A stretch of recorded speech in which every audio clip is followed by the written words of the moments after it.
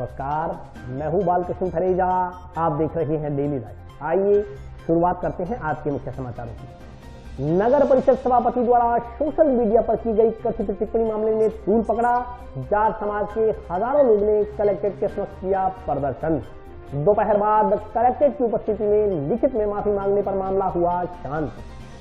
कड़े सुरक्षा बंदोबस्त के बीच प्रारंभ हुई कर्मचारी चयन बोर्ड की ग्राम विकास अधिकारी सीधी भर्ती परीक्षा।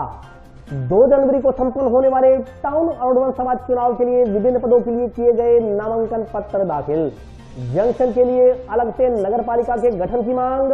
जंक्शन के पेंशनर हॉल में सोमवार को आयोजित हुई नागरिकों की बैठक। यूटीबी कार्मिकों का सीएमएचओ कार्यालय के समक्ष चल रहा धरना सोमवार को भी जारी। उपखंड अधिकारी को ज्ञापन देकर की सेवा बहाली की मांग। और अब समाचार विस्तार से। नगर परिषद सभापति गणेश बंसल द्वारा जाट समाज के खिलाफ की गई अभद्र टिप्पणी से आक्रोशित जाट समाज के हजारों लोगों ने आज कलेक्ट्रेट के सामने प्रदर्शन कर कार्रवाई की मांग की। दोपहर बाद जिला कलेक्टर की उपस्थिति में सभापति द्वारा लिखित में माफी मांगने पर मामला शांत हो गया।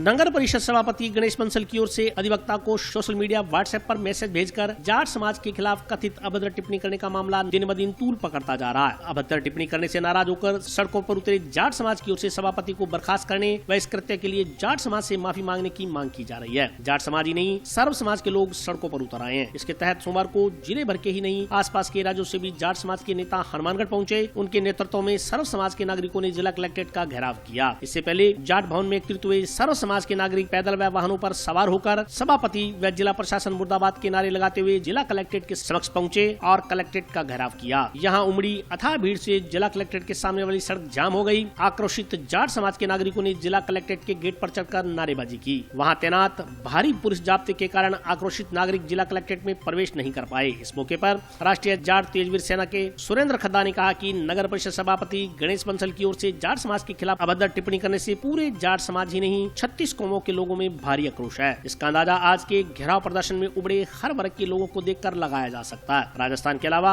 अन्य राज्यों से भी लोग आक्रोश व्यक्त करने के लिए यहाँ पहुँचे हैं। उन्होंने कहा कि जब तक नगर परिषद सभापति के खिलाफ मुकदमा दर्ज नहीं कर लिया जाता, सभापति माफी नहीं मांगेंगे और इस्तीफा नहीं देंगे, तब तक जाट समाज का संघर्ष जारी रहेगा। उन्होंने कहा कि जाट समाज का व्यक्ति न तो रुकेगा और न ही झुकेगा। दूसरी ओर प्रदर्शन के दृष्टिगत एसपी कार्यालय के गेट पर पुलिस उप अधीक्षक प्रशांत कौशिक के नेतृत्व में भारी पुलिस जाब्ता तैनात रहा।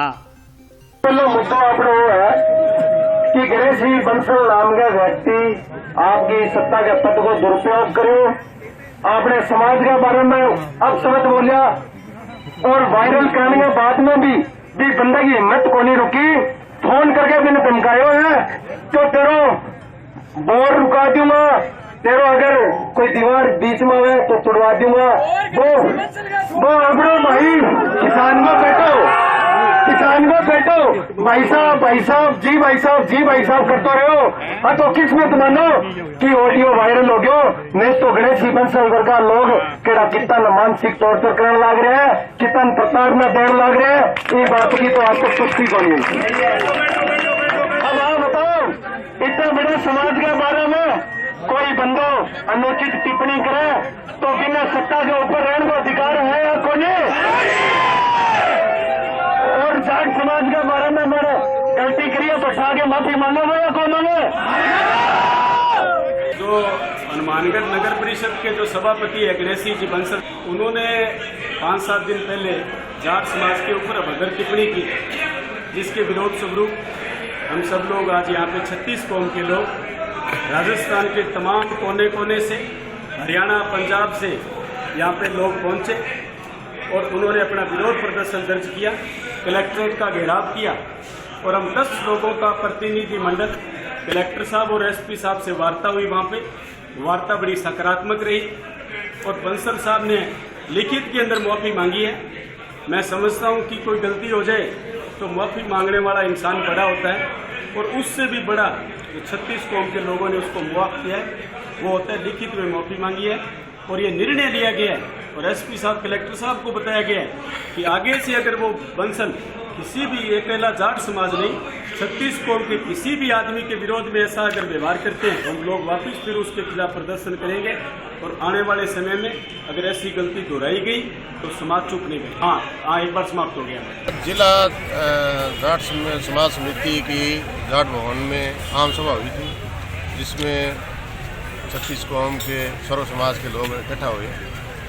इकट्ठा होके वहाँ बात करने के पश्चात यहाँ कलेक्ट्रेट के सामने प्रदर्शन किया, ज्ञापन सौंपा साहब को। तो वहाँ कलेक्टर एसपी के समक्ष उपस्थित होकर जो नगर परिषद चेयरमैन है उसने लिखित में अपनी माफ़ीनामा दे दिया था, समाज से माफ़ी मांगी है। समाज के लोगों ने विचार करके कर दिया भी चलो गलती करने वाले से माफ़ी देने वाला बड़ा होता है। तो जाट समाज के बुजुर्गों ने तय कर लिया, अध्यक्ष महोदय थे सभी ने तय किया गलती करेगा अहमदाबाद में कलेक्टर साहब को कह दिया भी ऐसी गलतियाँ ये दोहराए नहीं, इसको वार्न कर दें, नहीं तो आगे ज़्यादा विवाद बढ़ सकता है। इस तरह की समस्या को और ये बातें नहीं आनी चाहिए, इसको समझाते हैं। और जो धमकियाँ हमारे साथी अधिवक्ता को दी थी उसके बारे में कहा तो इस तरह की धमकियाँ बर्दाश्त नहीं करेगा जाट समाज और भी नहीं करेंगे। इसको समझा दिया, सारा कुछ कह दिया, कलेक्टर ने कह दिया कि उसको रियलाइज़ किया भाई ऐसी कोई बात नहीं है, ऐसी कोई शिकायत नहीं है। तुम्हें पे भी उन्होंने एसपी साहब ने कहा था अभी आप एप्लीकेशन दे दो, भी मुकदमा दर्ज करना है तो हम मुकदमा दर्ज कर लेंगे। तो फिर उसने अगर किसी व्यक्ति ने माफ़ी मांग ली है तो समाज के व्यक्तियों ने बुजुर्गों ने बैठ के तय कर लिया भी तो अगर माफ़ी मांगी है तो तय करो। विश्वास की ऐसी कोई बातें वो करते ही हैं, वो ये होना चाहिए और है, वो एक अलग प्रक्रिया है, अलग बात है। वो देखो तो पार्षदों का मामला है, नगर परिषद का बोर्ड का मामला है। 2 दिन चलने वाली कर्मचारी चयन बोर्ड की ग्राम विकास अधिकारी सीधी भर्ती परीक्षा सोमवार को जिले के सभी 47 केंद्रों पर कड़े सुरक्षा बंदोबस्त के बीच आरंभ हुई। 2 दिन चलने वाली कर्मचारी चयन बोर्ड की ग्राम विकास अधिकारी सीधी भर्ती प्रारंभिक परीक्षा सोमवार को जिले के सभी 47 केंद्रों पर कड़े सुरक्षा बंदोबस्त के बीच आयोजित की गई। सोमवार को सुबह 10 से 12 बजे पहले चरण व दोपहर 2:30 बजे से शाम 4:30 बजे तक दूसरे चरण की परीक्षा आयोजित हुई। इसी तरह मंगलवार को भी 2 चरणों में परीक्षा आयोजित होगी। परीक्षा में इस बार नेगेटिव मार्किंग नहीं होगी। उधर कड़ाके की ठंड में भावी ग्राम विकास अधिकारियों की यह दोहरी परीक्षा हो रही है। जिले में 14,000 से अधिक अभ्यर्थियों को ठंड से भी 2-4 होना पड़ रहा है। सोमवार को शीतलहर में बिना जूते और मोजे पहने हवाई चप्पल व स्लीपर में ही अभ्यर्थियों को परीक्षा देनी पड़ी। अभ्यर्थियों को परीक्षा प्रारंभ होने से 1.5 घंटा पूर्व यानी पहली पारी के लिए सुबह 8:30 बजे तक और दूसरी पारी के लिए दोपहर 1 बजे तक उपस्थित होने को लेकर निर्देश जारी किए गए थे। इसके चलते परीक्षार्थी घने कोहरे के बावजूद सुबह 8 बजे ही परीक्षा केंद्रों पर पहुंचने शुरू हो गए। परीक्षा केंद्रों के बाहर महिलाओं व युवतियों के लिए अलग से लाइन लगाकर चेकिंग की गई। जो लोग कोट और जर्सी पहनकर आए थे सेंटर के बाहर ही उनसे स्वेटर आदि उतरवा दिए गए। प्रवेश पत्र और ID कार्ड देखने के बाद मेटल डिटेक्टर से प्रत्येक परीक्षार्थी की जांच की गई। पूर्व में हुई रीट और पटवार परीक्षा में प्रदेश में कई जगह नकल के मामले सामने आने के बाद सोमवार को परीक्षार्थियों की कई तरह की जांच के बाद इस सेंटर में प्रवेश दिया गया। परीक्षा के लिए बनाए गए नियमों की पालना करवाते हुए पहले दिन परीक्षा हुई। परीक्षा केंद्रों पर अभ्यर्थियों को बिना मास्क प्रवेश नहीं दिया गया। परीक्षा केंद्र के एंट्रेंस गेट पर कोविड-19 के मद्देनजर सभी कैंडिडेट्स के लिए हैंड सैनिटाइजर, हैंड वॉश और थर्मल स्क्रीनिंग की व्यवस्था की गई थी। सभी परीक्षा केंद्रों पर पुलिस कर्मी तैनात रहे। परीक्षा को लेकर सोमवार को रोडवेज की अतिरिक्त बसें चलाई गई। परीक्षा शुरू होने में समाप्त होने के बाद शहर में जाम की स्थिति बनी रही। सड़कों पर वाहनों की लंबी कतारें लग गई। परीक्षा समाप्ति के बाद जंक्शन व टाउन के ओवरब्रिज पर वाहनों का जाम लग गया। यातायात पुलिस को जाम खुलवाने में कड़ी मशक्कत का सामना करना पड़ा। परीक्षा देकर आए अभ्यर्थियों ने बताया कि पेपर आसान था। उनका कहना था कि ड्रेस कोड को लेकर जो सख्ती हुई उससे उन्हें काफी परेशानी हुई। दूसरी ओर परीक्षा देने पहुंचे कुछ लोगों के लिए डॉक्टर अंबेडकर नवयुवक संघ की ओर से खाने पीने व मेडिकल सुविधा आदि की व्यवस्था की गई। डॉक्टर अंबेडकर नवयुवक संघ पदाधिकारियों ने बताया कि रविवार दोपहर से ही परीक्षार्थियों का भवन में आना शुरू हो गया था और रात्रि में काफी संख्या में परीक्षार्थी भवन में पहुंच चुके थे। उन्होंने बताया कि सभी परीक्षार्थियों के नहाने के लिए गर्म पानी से लेकर भोजन तक की व्यवस्था संघ की ओर से निःशुल्क की गई। पेपर इतना जबरदस्त हुए है, पेपर बढ़िया हो, लेवल को ठीक हो, सुख हो, पेपर जबरदस्त हुए है। अब कल है लग गया, आप ग्राम सेवक लाए जाना। तैयारी बढ़िया करेडी भाई जी, तैयारी में काफी कुछ है यार। नॉर्मल ठीक 100, नेगेटिव मार्किंग दिखाई कौन, देखते हैं अब कट ऑफ क्या जाती है उसके ऊपर है। पेपर मतलब पटवारी के कंपैरिजन में थोड़ा अच्छा आया था पेपर, हो सकता है कि कट ऑफ कम जाने का चांस, और करंट के भी क्वेश्चन कम थे और उसके कंपैरिजन पेपर अच्छा था। हाँ, मोस्ट ऑफ चांस है कि प्री तो क्लियर हो ही जाएगा, पेपर अच्छा हो। पेपर ठीक हो गया, बाकी व्यवस्था बढ़िया इस बार, अंदर टीचर वगैरह सभी बढ़िया लगे, बहुत बढ़िया लगी जी। ठीक है, इस बार नकल नुकल का नहीं लग रहा इस बार कोई चांस है, अपने एरिया में तो कम से कम नहीं लग रहा। इसकी हैं 3800 हैं, अभी 60,000 हैं प्री में, उसके बाद उसमें से जो होगा एग्जाम देखो कितने ने दिया वो तो आएगा डेटा, उसके बाद में पता लगेगा। 4 आदमी है, हमारी ड्यूटी शांतिपूर्वक रही, किसी तरह का कोई विवाद नहीं हुआ, सब शांतिपूर्वक पेपर संपन्न हुआ है। सुबह 10 बजे से लेके 12 बजे तक। आज ग्राम विकास अधिकारी की वीडियो साहब की जो भर्ती के ऊपर जब भी लड़का और लड़के सभी लोग यहाँ पहुंचे अम्बेडकर भवन में, उनके लिए निःशुल्क खाने की, ठहरने की, रहने की और चाय नाश्ते की और यहाँ तक कि कई मेडिकल भी आवश्यकता होने पर उनको दी जा रही है। तो यह सेवा पूरी अम्बेडकर नगर संघ की पूरी टीम, जिला और तहसील कार्यकारिणी ने तन मन धन से अपने खुद के सहयोग से ये सारा कुछ जो इन लोगों बच्चों को जो है हौसला बढ़ाने के लिए ये कार्य कर रही है और निरंतर आगे भी करती रहेगी। इससे पूर्व भी पुलिस भर्ती के अंदर, रीट भर्ती के अंदर, पटवारी भर्ती के अंदर, RS भर्ती के अंदर इन लोग अम्बेडकर नगर संघ की पूरी टीम ने जो है निःशुल्क व्यवस्था की थी। हजारों की संख्या में बच्चों ने और बच्चियों ने यहाँ आकर भोजन और ठहरने और खाने नहाने की व्यवस्था की थी। यहाँ तक कि हमारे यहाँ जिला कलेक्टर नटमट हिरेल साहब ने भी जो है इस कार्य को देखकर बहुत ही सराहनीय प्रशंसा की है। उन्होंने भी कहा कि ये बहुत ही अच्छा कार्य कर रही है अम्बेडकर भवन की संस्था। टाउन स्थित अरुणा सभा के 2 जनवरी को संपन्न होने वाले चुनाव के लिए आज विभिन्न पदों के लिए नामांकन पत्र दाखिल किए गए। 2 जनवरी को संपन्न होने वाले टाउन स्थित श्री अरोड़ा सभा के चुनाव के लिए आज नामांकन पत्र दाखिल करने के दिन विभिन्न प्रत्याशियों ने अलग अलग पदों के लिए नामांकन दाखिल किए। इस संदर्भ में जानकारी देते हुए चुनाव अधिकारी इंद्रमोहन नारंग ने बताया कि अध्यक्ष पद के लिए 4 लोगों ने आवेदन किया, जबकि उपाध्यक्ष पद के लिए 2 तथा सचिव पद के लिए 2 आवेदन प्राप्त हुए हैं। इसी प्रकार सह सचिव पद के लिए भी 2 तथा कोषाध्यक्ष पद के लिए 3 लोगों ने आवेदन किया। उन्होंने कहा कि कल मंगलवार को भरे गए फार्मों की जाँच की जाएगी, इसके बाद बुधवार को नाम वापसी लिए जा सकेंगे। रोडबंद सभा हनुमानगढ़ टाउन के आज नामांकन फार्म भरने की अंतिम तिथि थी और सुबह 9-10 बजे से लेकर शाम को 4 बजे का समय था। आज हमारे पास अध्यक्ष पद के लिए 4 फार्म आए हैं, उपाध्यक्ष के लिए 2 फार्म आए हैं, सचिव पद के लिए 2 फार्म आए हैं, सह सचिव के 2 फार्म आए हैं और कोषाध्यक्ष के 3 फार्म आए हैं और प्रचार मंत्री के 2 फार्म आए हैं। और जो फार्म हमारे पास पहुंचे हैं, इसकी हम कल इनकी पूरी तरह से इन फार्मों को चेक करके जो भी आगे की प्रक्रिया होगी इसके बारे में हम आपको इस सूचना पट पे वो चीज़ लगा दी जाएगी। जिसका फार्म कोई रिजेक्ट होता है तो उसको रिजेक्ट कर दिया जाएगा, जिसका फार्म सही है तो हम उसको अपने पास रख लेंगे।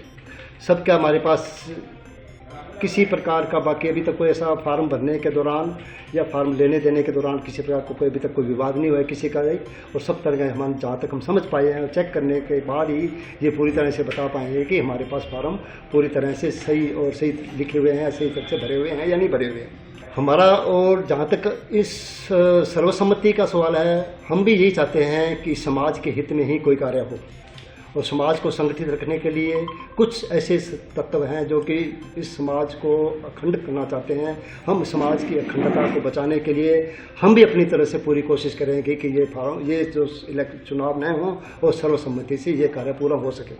अगर अन्यथा किसी प्रकार के कोई कारणवश अगर सर्वसम्मति नहीं बनती है तो हमको चुनाव के लिए और मूव करना ही पड़ेगा। और 2 तारीख को हमने चुनाव की तारीख पहले से फिक्स कर रखी है जो कि होंगे। अगर चुनाव होते हैं तो आगे का जो चुनाव लड़ने वाले प्रत्याशी हैं उनको ये पता लग जाएगा कि हम कहाँ तक खड़े हैं और क्या नहीं खड़े हैं। इसलिए मैं ये समाज से जितने भी बुद्धिजीवी लोग हैं उनको भी ये कहना चाहूँगा और ये मैसेज देना चाहूँगा आपके माध्यम से कि इस समाज को बचाने के लिए किसी प्रकार के चुनाव की प्रक्रिया नहीं होनी चाहिए। मेरा कार्य है चुनाव को कराने का और मेरा एक ये भी प्रयास रहता है कि मैं समाज को बचाऊँ, मेरे समाज को बचाऊँ और चुनाव न हो। राज्य सरकार की फ्लैगशिप योजनाओं का आमजन को प्रभावी लाभ देने के लिए कलेक्ट्रेट सभागार में उपखंड अधिकारियों की बैठक का आयोजन किया गया। राज्य सरकार द्वारा चलाए गए प्रशासन गांव संग अभियान की समीक्षा के लिए आज कलेक्ट्रेट सभागार में बैठक का आयोजन किया गया। इस संदर्भ में जानकारी देते हुए जिला कलेक्टर नथमल डिडेल ने बताया कि बैठक में जिले के तमाम उपखंड अधिकारी तथा सीओ जिला परिषद उपस्थित रहे। उन्होंने कहा कि बैठक में शिविरों की समीक्षा करते हुए सरकार की फ्लैगशिप योजनाओं की क्रियान्वयन करवाने तथा इस दौरान प्राप्त हुए आवेदनों का निस्तारण करने के निर्देश दिए गए। उन्होंने कहा कि इस मसले के हल के लिए प्रत्येक गाँव में फॉलो अप कैंप लगाकर समस्याओं के निस्तारण के लिए गिरदावर को दायित्व सौंपे जाएंगे। उन्होंने कहा कि बैठक में ग्रामीण एवं पंचायती राज विकास की योजनाओं की भी समीक्षा की गई। उन्होंने कहा कि बैठक में तमाम विकास अधिकारियों को इनसे जुड़ी समस्याओं को तुरंत प्रभाव से निस्तारित करने के निर्देश दिए गए। उन्होंने कहा कि ओमिक्रॉन वायरस को देखते हुए तमाम अधिकारियों को आमजन से प्रोटोकॉल की पालना करवाए जाने के भी निर्देश दिए गए। आज सीओ जिला परिषद की उपस्थिति में सभी एसडीएम साहिबान और बीडीओ तहसीलदार की हमने मीटिंग आयोजित की। आज की बैठक का मुख्य उद्देश्य था कि जो माननीय मुख्यमंत्री जी के निर्देश पर प्रशासन गांवों के संग अभियान संचालित हुए थे, उनके फॉलोअप कैंप सरकार के दिशा निर्देशानुसार बहुत अच्छे तरीके से करवाने हैं और उनमें जो अब तक की अभी भी पेंडिंग ग्रीवांसेज है, लोगों के आवेदन है, उनका हम निस्तारण प्राथमिकता से करेंगे। नए आवेदन भी प्राप्त होते हैं तो उनका निस्तारण भी उसी दिन संपन्न करवाएंगे।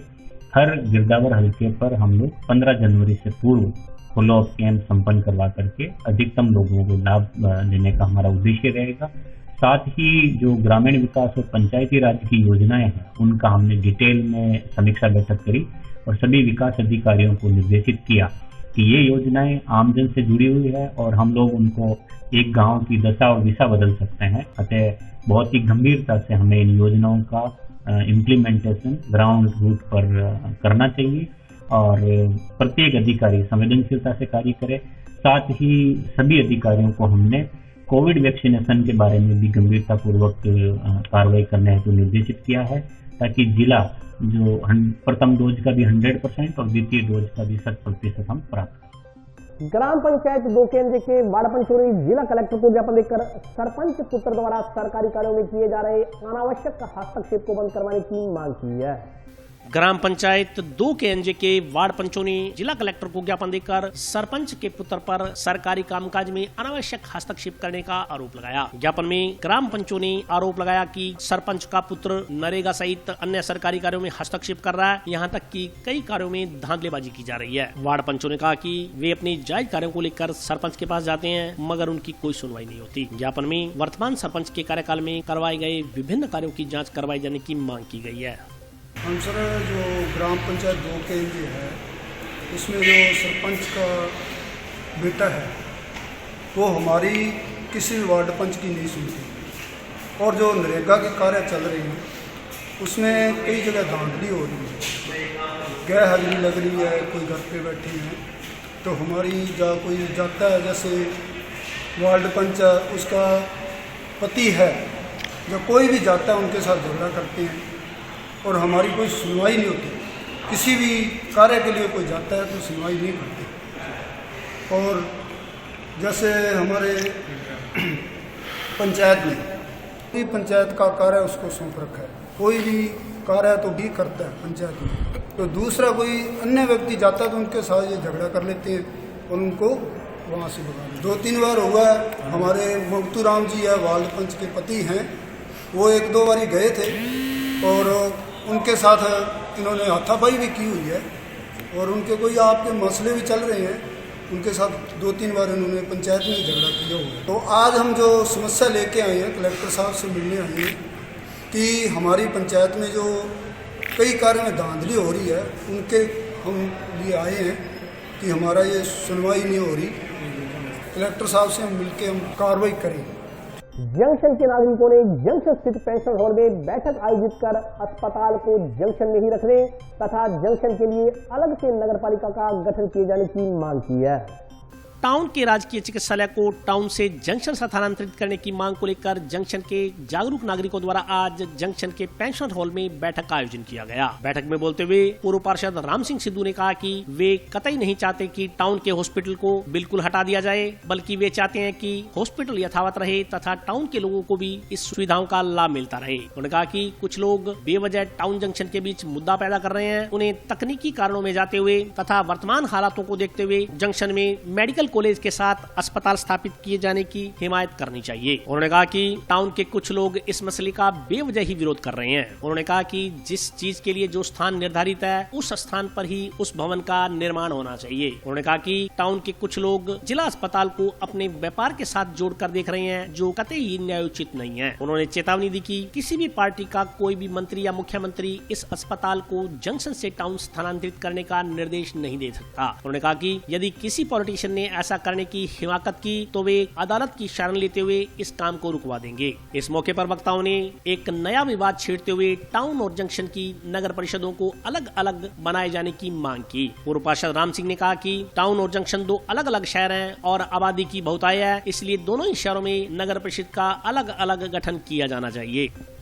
जो है वो ये है, हमारा तो एक ही निर्णय है कि हनुमानगढ़ जंक्शन के अंदर बनने वाला जो हमारा अन्य मेडिकल कॉलेज में होती है वो हमें यहाँ पर चाहिए। हम इस बात के लिए कोई विरोधी नहीं है कि टाउन वाला जो हॉस्पिटल है उसको किसी प्रकार छेड़ा जाए, चाहे उसकी सुविधा और बढ़ाओ, हमें कोई ऐतराज नहीं।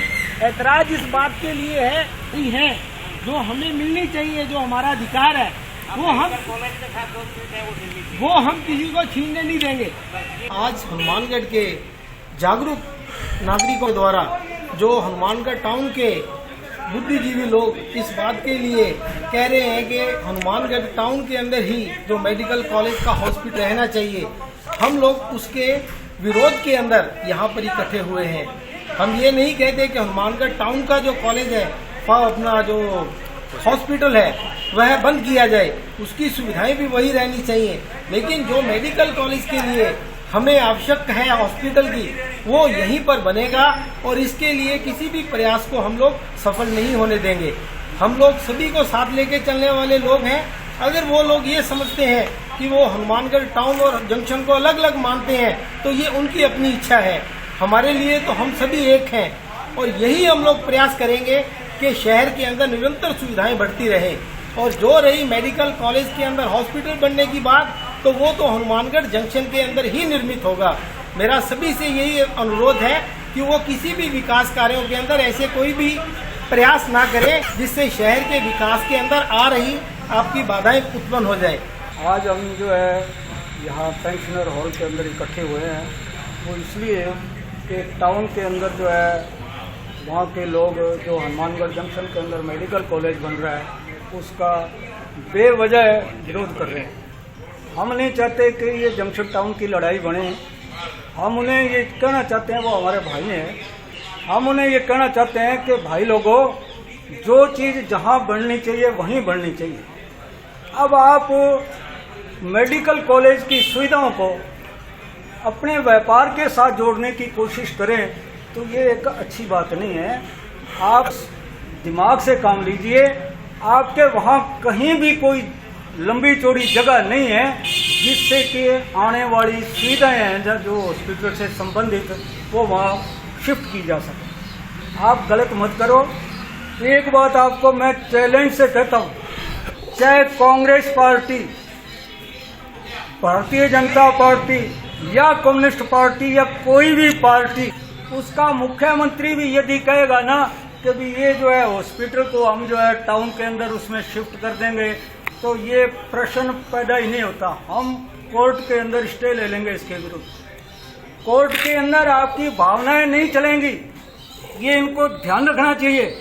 कोर्ट के अंदर था टू द फैक्ट जो बात करनी पड़ेगी, भावनाओं की बात नहीं वहाँ चलती। आप ये नहीं वहाँ फैक्ट बता सकेंगे कि वो हमारा व्यापार प्रभावित हो जाएगा। मरीज की जिंदगी हॉस्पिटल से संबंधित होती है, तो हॉस्पिटल से संबंधित जो सुविधाएं हैं वो जंक्शन के अंदर खूब लंबी चौड़ी जगह है, वहीं बनेगी, वहीं बढ़नी चाहिए। और एक ईंट भी जंक्शन की टाउन के अंदर नहीं लगने देंगे। दूसरी बात, हम आज फिर कह रहे हैं कि हम नगर परिषद हनुमानगढ़ जंक्शन को अलग करवाएंगे। हनुमानगढ़ शहर एक अलग है और टाउन एक अलग शहर है। जंक्शन और टाउन दोनों की दोनों नगर पालिकाएं अलग होनी चाहिए। ये आज हमारे इस एजेंडे के अंदर हमने शामिल किया है कि अब हम जो है 1970 के अंदर ये नगर परिषद हनुमानगढ़ जंक्शन और टाउन अलग अलग रही है, उस टाइम पालिका थी और लगभग 2-2.5 साल तक ये चलती रही। हमारे लोगों ने जो है कोशिश करके और जो है इसको एक करवा लिया। अब हम जो है उसके लिए फिर पुनः प्रयासरत हैं कि नगर परिषद भी जो है 2 हो। और अभी वक्त ब्रेक का हाजिर होता हूँ छोटे से ब्रेक के।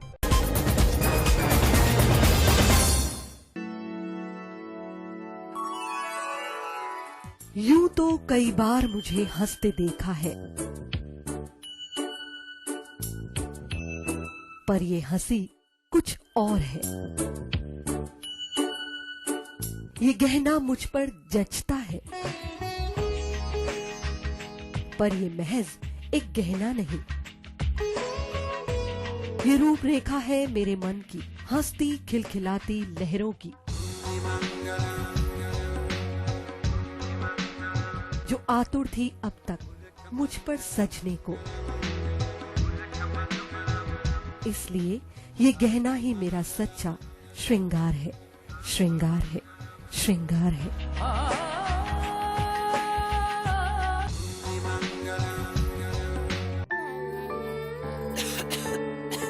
दीदी ये देखो,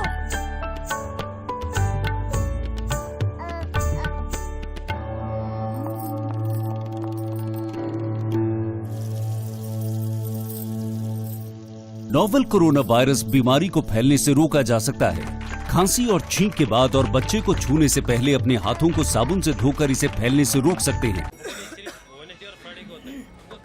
वो डॉक्टर साहब हैं? भाई साहब खांसी और बुखार था, सोचा चेक करवा लूं।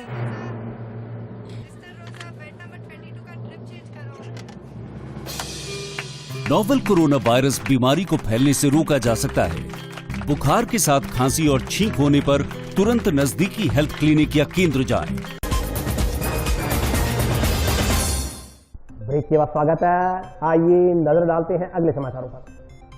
जंक्शन स्थित भट्टा कॉलोनी निवासी छात्रा हीना वर्मा का प्रशासनिक सेवा में चयन होने पर वार्डवासियों द्वारा उसका अभिनंदन किया गया। हाल ही में आरएस में चयनित जंक्शन की भट्टा कॉलोनी निवासी हीना वर्मा का सोमवार को वार्ड पार्षद नगीना बाई के नेतृत्व में वार्ड वासियों की ओर से अभिनंदन किया गया। इस मौके पर वार्ड की महिलाओं ने माला पहनाकर हीना बेटी का स्वागत किया। इस मौके पर पार्षद नगीना बाई ने कहा कि बेटियां हमारे सिर का ताज हैं। कुछ लोग इन्हें बोझ समझने की भूल करते हैं, उनसे ना समझ इस दुनिया में कोई नहीं है। उन्होंने कहा कि आज बेटियां हर क्षेत्र में बेटों को पछाड़ रही हैं। हर क्षेत्र में बेटियां सफलता के परचम लहराकर अपने माता पिता को गौरवान्वित महसूस करवा रही हैं। इसलिए बेटा बेटी में कोई फर्क नहीं होना चाहिए। उन्होंने कहा कि उनके वार्ड की बेटियां लगातार प्रशासनिक सेवा में चयनित हो रही हैं, जो कि वार्ड के साथ साथ पूरे जिले के लिए गौरव का विषय है। इस मौके पर हिना ने बताया कि माता पिता उसे आगे बढ़ने के लिए प्रोत्साहित करते थे, जिसका परिणाम है कि आज उन्हें यह मुकाम हासिल हुआ है। इस मौके पर सरिता देवी, मंजू देवी, सुमन देवी, नीतू वर्मा, कमलेश रानी, पिंकी कंवर, विनोद वर्मा, हनी वर्मा, टोनी वर्मा सहित अन्य लोग उपस्थित रहे। मुझे आरएस बनने की प्रेरणा मेरी फैमिली से मिली, मेरे भैया से मिली और उसके अलावा उन सबका सपोर्ट मिला, सबका आशीर्वाद मिला। और लास्ट में मैं मतलब जो हमारे पार्षद इनके लिए कहना चाहती हूँ कि मुझे ये इनका जो व्यक्तित्व है ऐसा लगता है कि मुझे मेरा मानना है कि किसी भी गांव की सरपंच, हर एक वार्ड की पार्षद, चेयरमैन, हर जगह इनके जैसे व्यक्तित्व होने चाहिए, जो सबको इतना प्रमोट करते हैं, सबको इतना प्रोत्साहित करते हैं। बस मेरी प्राथमिकताओं में ये है कि जितना ज़्यादा हो सके और जिसको जितनी सेवा की आवश्यकता है, जो वंचित वर्ग है या जो महिलाएं हैं, बच्चे हैं, शिक्षा है, जहाँ तक मेरी पहुँच होगी मैं उसमें काम करूँ। ये है कि राजकीय सेवाओं का लाभ नहीं मिलता, उसके लिए मैं कमी मानती हूँ कि जो जागरूकता है उसका अभाव है। तो मेरी प्राथमिकता ये रहेगी कि जो सरकार की जो योजनाएं हैं उनका सबसे ज़्यादा प्रचार हो, ताकि लोगों को पता लगे कि हमारे लिए ये स्कीम्स है। वार्ड नंबर 15 भट्टा मस्ती हमारे जैसे हिना बेटी ने आरएस अधिकारी जैसे पद पर पोस्ट मिली है और इसने बहुत ही मेहनत करके, अच्छी मेहनत करके ये पद हासिल किया है। तो मैं बहुत इनको आशीर्वाद देती हूँ और दुआ देती हूँ कि परमात्मा और भी आगे भी तरक्की करे और हमारे शहर में, हमारे वार्ड की हजारों बेटियाँ इसी पद पर जाए, ये मेरी दुआ है सबके साथ। सरकारी अस्पताल को टाउन में ही यथावत रखने की मांग को लेकर किए जा रहे आंदोलन के क्रम में आज सुखमनी साहिब का पाठ करवाया गया। टाउन स्थित राजकीय जिला चिकित्सालय के समक्ष चल रहा संघर्ष समिति का धरना सोमवार को 32वें दिन में प्रवेश कर गया। सोमवार को संघर्ष समिति द्वारा प्रशासन में सरकार की सद्बुद्धि के लिए सुखमनी साहब का पाठ करवाया गया। इस मौके पर धन बाबा जोरावर सिंह, धन बाबा फतेह सिंह, धन माता गुजरी कौर के वीरता भरे इतिहास से आमजन को अवगत करवाया गया। इस मौके पर संघर्ष समिति सदस्यों ने आरोप लगाया कि वर्तमान विधायक हनुमानगढ़ की जनता का हित करने की बजाय उनके पीठ में छुरा घोंपने का काम कर रहे हैं। उन्होंने कहा कि हनुमानगढ़ की जनता की भलाई को देखते हुए विधायक को इस निर्णय को तुरंत प्रभाव से निरस्त करवा अस्पताल को टाउन में ही रखने का निर्णय लेना चाहिए। प्रभ के सेवक सगल उदाहरण, प्रभ के सेवक दुख विसारन, आपे मेल ले कृपाल, गुर का शब्द जप पे निहाल, उनकी सेवा सोई लागे, जिसनो कृपा करह बड़ भागे, नाम जपत पावे विश्राम, नानक तिन पुरख को उत्तम करमान। ਅਸੀਂ ਪੁੱਤ ਹਾਂ ਗੁਰੂ ਗੋਬਿੰਦ ਸਿੰਘ ਦੇ।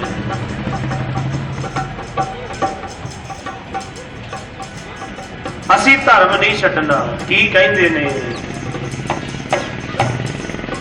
ਅਸੀਂ ਧਰਮ ਨਹੀਂ ਛੱਡ ਸਕਦੇ, ਸੂਬਿਆ ਸਿੱਖੀ ਸਿਦਕ ਵਿੱਚ ਰਹਿਣਾ, ਧਰਮ ਨਹੀਂ ਛੱਡ ਸਕਦੇ, ਸੂਬਿਆ ਸਿੱਖੀ ਸਿਦਕ ਵਿੱਚ ਰਹਿਣਾ, ਧਰਮ ਨਹੀਂ ਛੱਡ ਸੂਬਿਆ, ਧਰਮ ਨਹੀਂ ਛੱਡ ਸੂਬਿਆ ਸਿੱਖੀ ਸਿਦਕ ਵਿੱਚ ਰਹਿਣਾ।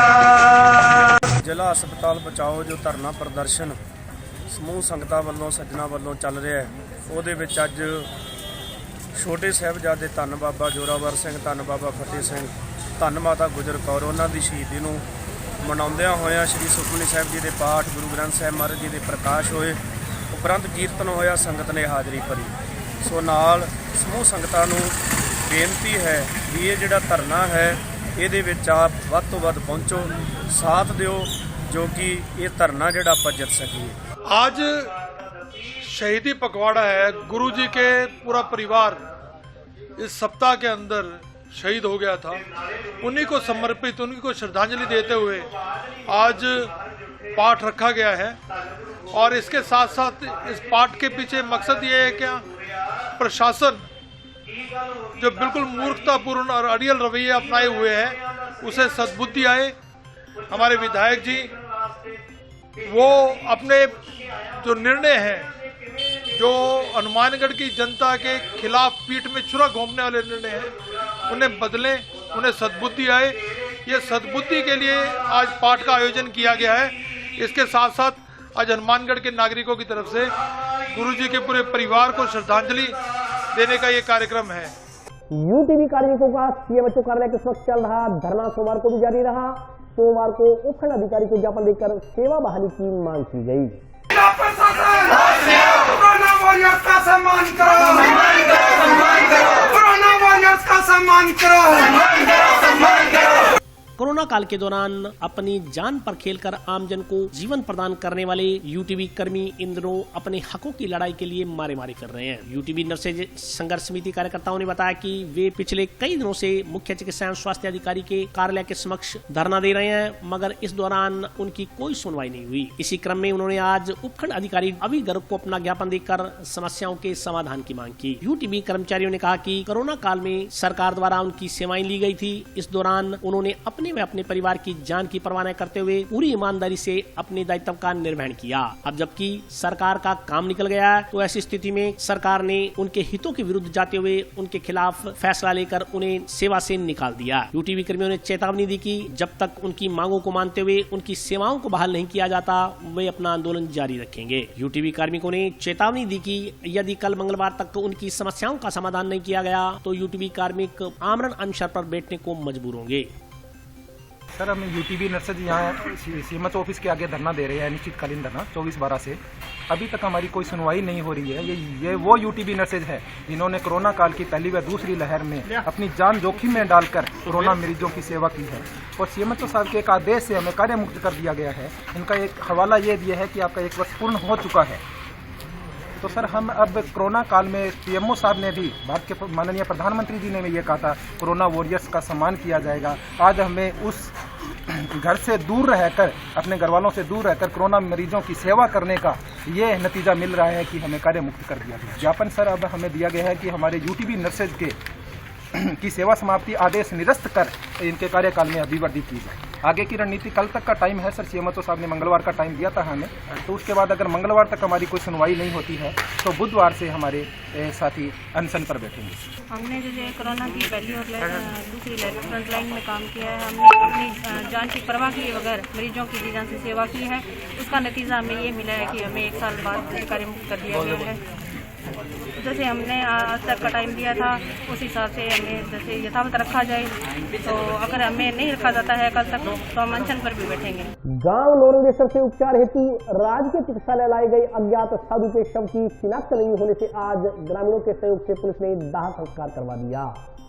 निकटवर्ती गांव नौरंगेश्वर में 24 दिसंबर यानी लगभग 3 दिन पूर्व मिले 50 वर्षीय साधु के शव का आज 72 घंटे बीत जाने के बाद भी कोई वारिस सामने नहीं आया। इस पर पुलिस ने साधु के शव का पोस्टमार्टम करवा ग्रामीणों की सहायता से उसका दाह संस्कार करवा दिया। ग्रामीणों ने बताया कि 24 दिसंबर को नौरंगेश्वर में एक लावारिस हालत में एक मृत व्यक्ति पाया गया था, जिसे ग्रामीणों द्वारा टाउन के ट्रॉमा सेंटर में भर्ती करवाया गया। इलाज के बाद यहाँ लाने पर चिकित्सकों ने उक्त व्यक्ति को मृत घोषित कर दिया। टाउन पुलिस ने चिकित्सालय लाए गए शव को अपने कब्जे में ले लिया तथा जिला चिकित्सालय की मोर्चरी कक्ष में रखवाया। 72 घंटे बीत जाने के बाद भी लावारिस साधु का कोई भी परिजन सामने नहीं आया। इस पर पुलिस द्वारा ग्रामीणों की सहायता से तमाम कानूनी कार्रवाई पूरी कर आज उसका संस्कार करवा दिया गया।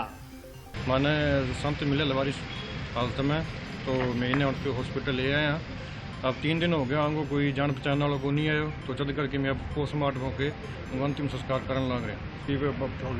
24 ने तो मैंने हालत में ले आया सीरियस हो बी टाइम, तो इलाज दौरान डेथ हो गई, बेहोश हो जी एकदम। पड़े हमारे गाँव में डेरो है, भी मैं डेरे में आयो। मैं सुबह देखो तो बेहोश हालत में हो, तो मैं फटाफट गाड़ी में गल कर हॉस्पिटल ले आया, तो इलाज दौरान आगे डेथ हो गई। अभी 2 दिन हुए जी, पहचान में तरक्की को नहीं हुई। हमारे गाँव का सरपंच साहब सागा जी, तो हमको पोस्टमार्टम करवाने लग रहे हैं, अब संस्कार कर देंगे बाद में। और आज के लिए बस इतना ही, कल फिर हाजिर होता हूँ नए समाचारों के साथ, तब तक के लिए नमस्कार।